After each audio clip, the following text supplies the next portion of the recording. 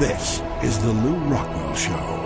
Well, how great it is to have as our guest this morning Dr. Ron Paul. Ron Paul is, of course, the leader of the Freedom Movement, a longtime member of Congress, author of a number of books, 3 New York Times bestseller books in a row, including Liberty Defined. Ron, I noticed that the LA Times did a fun article yesterday where they looked at all the candidates' books, and of course your book was the bestseller by far. So they noted that you had already won the book primary. That's pretty good news. You know how I believe. I think you have to win the intellectual fight before you win the political fights. So I'm more interested in that anyway, but it might be a good omen that the political fights are going to come out pretty well for us too. Ron, I was thrilled by your latest, as by all your subcommittee on monetary policy hearings, but this latest one where you were grilling these 2 Federal Reserve lawyers, I thought that was quite an extraordinary moment. Tell us about the purpose of those hearings and what you think they accomplished.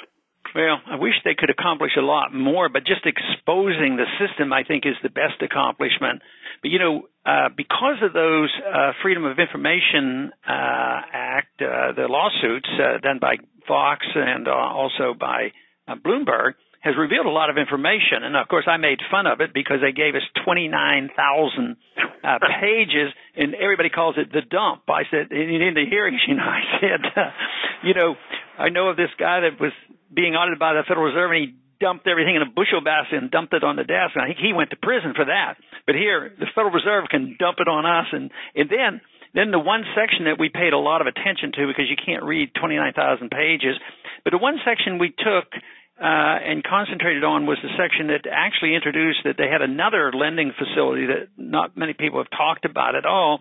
And in that 300 and some pages, over 80% of the pages were redacted. You couldn't read anything. It was blackened out. So he did give a feeble answer and say, well, if you're specific, you can come back. Yes, we'll let you read that part. But you wonder, you just wonder what goes on in their minds to think that this is going to satisfy the people. But the other thing that we concentrated on was how do they decide who gets bailed out, and why are you too big to fail but too little to get some help? And also, why the concentration on foreign bailouts? There was one period of time where at the discount, when 88% of all the discount loans were going to foreign banks. And, of course, the guy from New York, and you know how important the New York Fed is, I asked him precisely because essentially 100% of the activity at the New York Fed was to send money to foreign banks, and of course I suggested, but didn't get a very clear answer, that maybe all a foreign bank has to do is open up a branch bank in New York, and they have a line, unlimited line of credit to the New York bank. So that sort of internationalizes the system, and I think it's all a game they play, because I think it's in the interest right now of the financial people to prop up the dollar. I think the dollar's artificially high.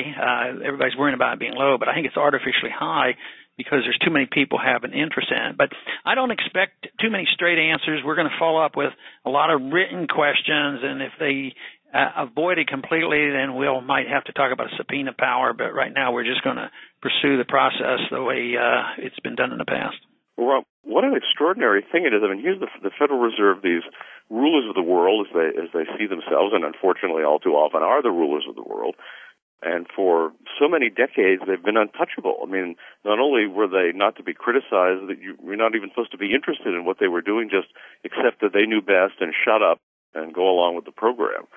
You have made this, what they do, what they hide, the various effects of the Federal Reserve, for the first time controversial among regular people, and for that matter among the Congress. Nobody in the Congress except you cared about this sort of thing. So isn't this just by itself intellectually and politically and culturally a huge bit of progress?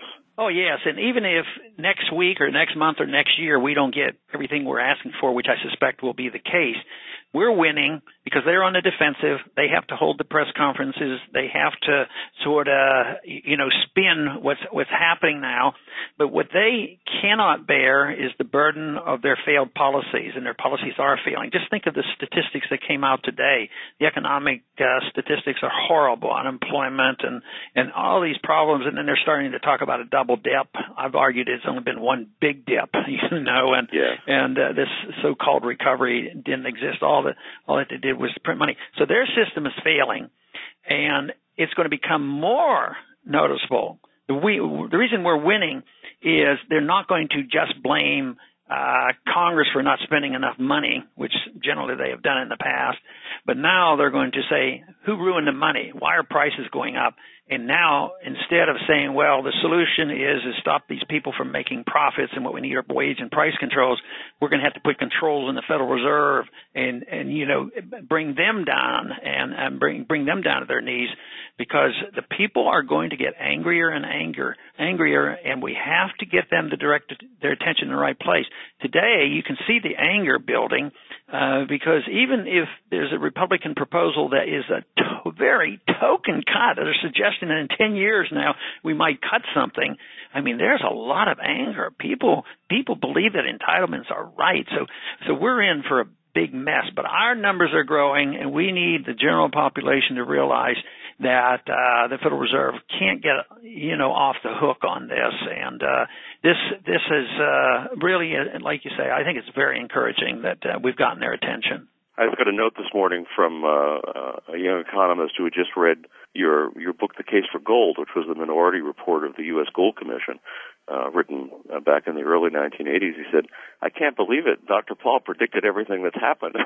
Everything he said, this is going to happen, it's happened. Yeah, well, I don't feel like I take the credit because you know what I've studied in the past, and I think the economic theories of the Austrian school have been correct, and this has helped me, analyze things. So it's not like I'm clairvoyant and, all of a sudden say, oh, yeah, I know the future. I can read the future. Matter of fact, Austrian economics teaches us that we should be a little bit cautious about being totally clairvoyant and saying, we know tomorrow what the interest rates are going to be. We know that we can't do that, but we certainly can predict the trends, and that gives us an upper hand on this. So what I do is I admire people like a Jimmy Rogers who knows and understands our economics, and he's able to capitalize on it as well, so he can anticipate. So I think this is a victory for sound economic policy. One time somebody asked me, who are you really running against? Like, is it another candidate in a Republican primary, or is it Obama? Or what? And I said, no, I'm running against Keynes. I want to make sure that we undo Nixon's statement that we're all Keynesians now. I hope there are less Keynesians now than there used to be.